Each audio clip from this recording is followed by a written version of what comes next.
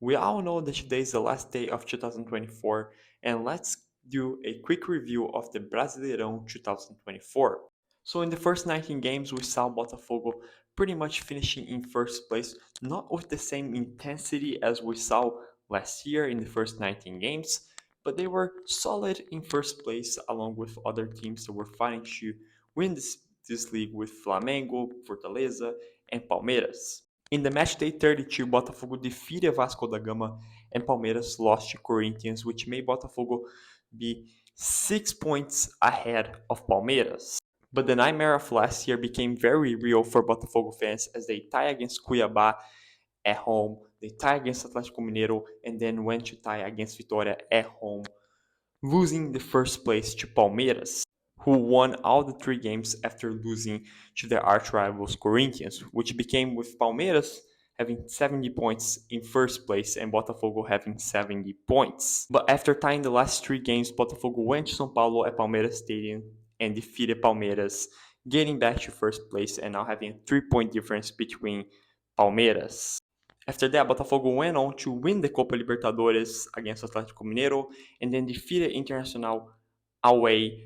And then it came down to the last game where they were going to decide the title at their home against São Paulo. With a high morale, Botafogo went on to defeat São Paulo at home and won the Brazilian League after 29 years. Speaking of Internacional, they went undefeated for 16 games and almost had a chance of winning the Brazilian League but lost to Flamengo in the match day 36. Speaking of the lower part of the table, Corinthians were in the relegation zone for most of this Brazilian League, and in the match day 29, they were in 18th place. They needed to win 5 of the last 9 games, which the club had only 6 wins at that time and they needed to win 5. Turns out that the club didn't win 5 games, not 6, not 7, not 8, but 9 games in a row. In the last 9 games of the season, they won all of them, which led to the club finishing in 7th place, qualifying for the pre-stages of the Copa Libertadores of next year.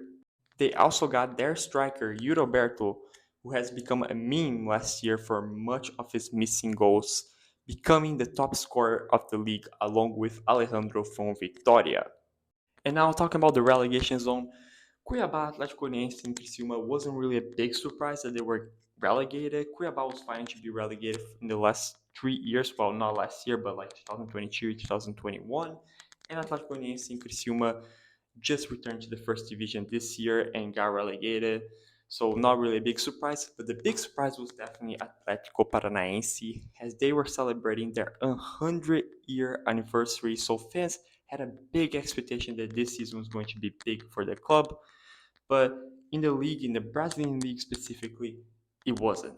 Atlético Paranaense had a pretty good start of this Brazilian league as they were in first place for 3 match days of the first 6. But the club was only able to win 4 out of the last 19 games and ended up being relegated to the second division.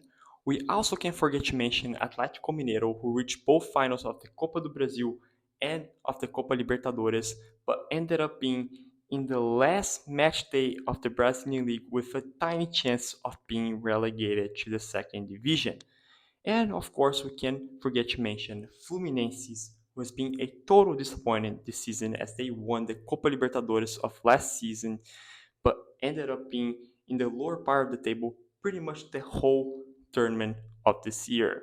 So that's a review of the Brasileirão of 2024. There's going to be more videos coming up next year talking about the beauty of this competition, the most competitive league in the world.